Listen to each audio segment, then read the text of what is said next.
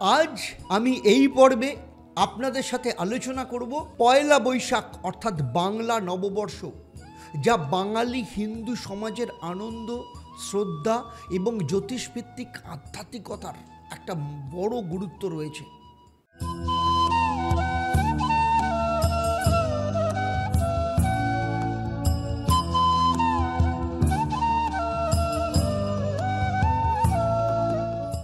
ওম নমঃ শিবায়, হর হর মহাদেব।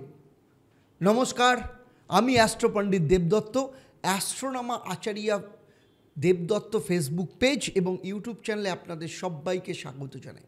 এসো হে বৈশাখ, এসো এসো, তাপস নিঃশ্বাস বাহে মুমুর সুরে দাউড়ায়, বৎসরের আবর্জনা দূর হয়ে যাক যাক যাক। এসো হে বৈশাখ, এসো এসো। আমি আজকে আপনাদেরকে জানাবো যে এই পয়লা বৈশাখ বা বঙ্গাব্দের পেছনে ঐতিহাসিক প্রেক্ষাপট কী আছে, এর মধ্যে সনাতন ধর্মের তাৎপর্য কী আছে। মেষ থেকে মীন রাশি, আপনার রাশি অনুসারে ওই দিন আপনি কী রীতিনীতি পালন করবেন, বাস্তু অনুযায়ী কী কারেকশন করবেন, এই সমস্ত কিছু ডিটেলসে আপনাদের সাথে চর্চা করব। আর তার সাথে থাকবে আপনাদের জন্য প্রশ্ন। তাই পুরো ভিডিওটা শেষ অবধি খুব মন দিয়ে দেখবেন এবং এই নতুন বছর আপনার জীবনে একটা নতুন পথের দিশা আপনি পাবেন। প্রথমেই আসবো এই পয়লা বৈশাখের ঐতিহাসিক তাৎপর্য কী। পয়লা বৈশাখ বা বাংলা নববর্ষ বাংলা ক্যালেন্ডারের প্রথম দিন। এর উৎপত্তি কোথায়? অ্যাকচুয়ালি এর উৎপত্তি হয়েছিল 593-94 সালে, যখন রাজা শশাঙ্ক ছিলেন। রাজা শশাঙ্ক প্রথম এই ক্যালেন্ডার তৈরি করেন এবং সেই সময় থেকেই 593 সাল ছিল প্রথম বঙ্গাব্দ। তাই 2025 সাল, সেই অনুযায়ী হিসেব করলে 2025 সাল, তাই 1432 হয়। কারণ 2025 থেকে যদি আমি 593-কে মাইনাস করি তাহলে 1432। এটাকে অফিসিয়ালি সূচনা হয় মুঘল যুগে আকবরের সময়। 1600 শতকে সম্রাট আকবর ফাসলি সান নামে একটা হাইব্রিড ক্যালেন্ডার চালু করেন এবং সেই জন্য তাকে পরামর্শ দিয়েছিলেন তার রাজজ্যোতিষী ফতেউল্লাহ সিরাজি। এবং এটা ছিল চন্দ্র এবং সৌর বছরের একটা মিলন এবং কৃষি পণ্যের উৎপাদনের ভিত্তি করে কর আদায় করা সহজ হতো। অনেকের মতে এটা চাপিয়ে দেওয়া হয়, অ্যাকচুয়ালি এটা চাপিয়ে দেওয়া নয়, এটা শশাঙ্কের সময় থেকে চলে আসছিল। এটাকে প্র্যাকটিক্যালি ইমপ্লিমেন্ট করেছিলেন সম্রাট আকবর এবং সেই সাথে বৈদিক সৌর গণনা এবং কৃষিভিত্তিক উৎসবের একটা ধারাবাহিকতা রয়েছে এর মধ্যে। কারণ এই দিনেই সূর্য মেষ রাশিতে প্রবেশ করে এবং সেখানে তুঙ্গস্থ হয়। আর ধর্মীয় সনাতন তাৎপর্য অনুযায়ী যদি বলা হয়, সনাতন ধর্মে পয়লা বৈশাখ শুধু সাংস্কৃতিক উৎসব নয়, এটা একটা আধ্যাত্মিক যাত্রার সূচনাও বটে। আর জ্যোতিষশাস্ত্র মতে এই দিনে সৌর নববর্ষ, মেষ সংক্রান্তি, কারণ যখন সূর্য মেষ রাশিতে প্রবেশ করে একটা নতুন সময় চক্রের সূচনা হয়। সূর্য এই সময় তুঙ্গস্থ হয়। তাই এই দিনে শরীর ও গৃহ দুটোই শুদ্ধ করা ভীষণ দরকার। পূজা, হোম এবং দান ধর্ম এবং ভগবান গণেশ, লক্ষ্মী এবং সেই সাথে সূর্যদেবের পূজা করা অত্যন্ত প্রয়োজনীয় এবং এই দিনে আধ্যাত্মিক এবং ভৌতিক নতুন সূচনার জন্য অত্যন্ত উপযুক্ত সময়। সাংস্কৃতিক প্রথার দিক থেকে বাঙালির পরিবারের মধ্যে এই দিন হালকাথা, নতুন বই শুরু, গণেশ এবং লক্ষ্মী দেবীর আরাধনা, মন্দির দর্শন, ভোগ নিবেদন, আলপনার মাধ্যমে দেবতাকে প্রতিটা ঘরে আহ্বান করা হয় এবং সমষ্টিগতভাবে প্রার্থনা করা হয়। শান্তি এবং সমৃদ্ধির জন্য ভগবানের কাছে আরাধনা করা হয়। সুতরাং সেই দিন আপনার কি করা উচিত যাতে আপনার জীবন সমৃদ্ধিতে ভরে যায়? চলুন মেষ থেকে মীন রাশির জাতক জাতিকাদের দেখে নেব রীতিনীতি এবং বাস্তুগত ক্ষেত্রে কি করণীয় সেদিন রয়েছে। মেষ রাশির ক্ষেত্রে প্রথমেই আসব, সূর্যদেবকে লাল ফুল অর্পণ করুন।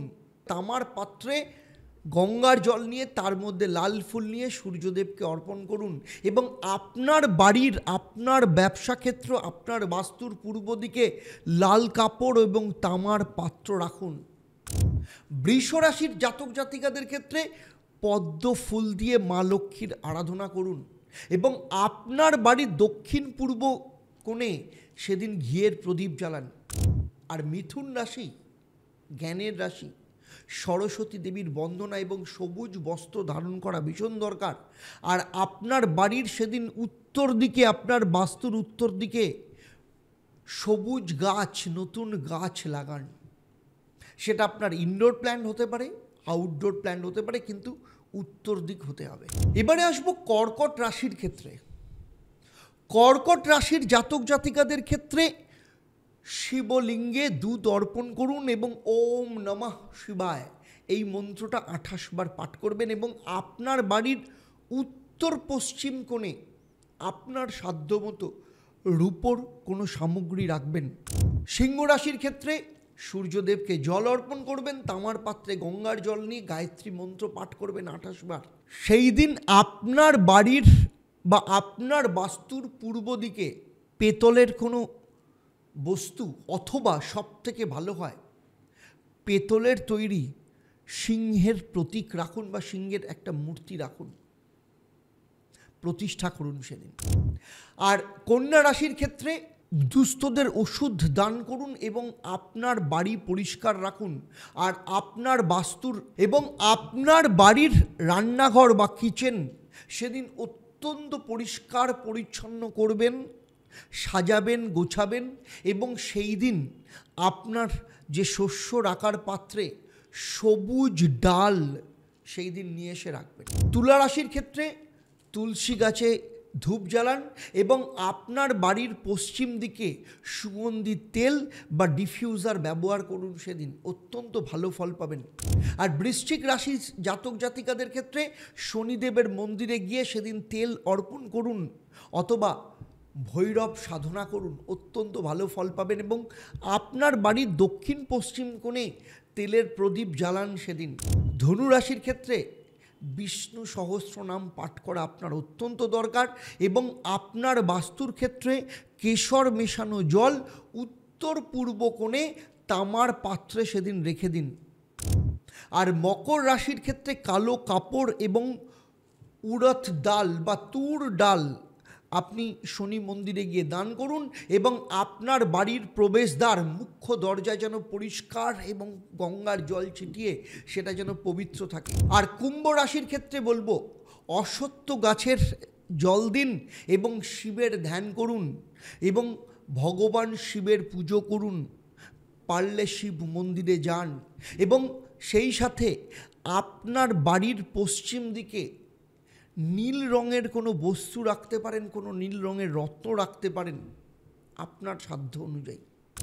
আর মীন রাশির ক্ষেত্রে আপনারা সেদিন বাড়িতে সত্যনারায়ণের পুজো দিন এবং সত্যনারায়ণকে পায়েস নিবেদন করুন এবং আপনার ঘরকে সাদা এবং সুন্দর স্বচ্ছ আলোয় পুরো সাজিয়ে দিন।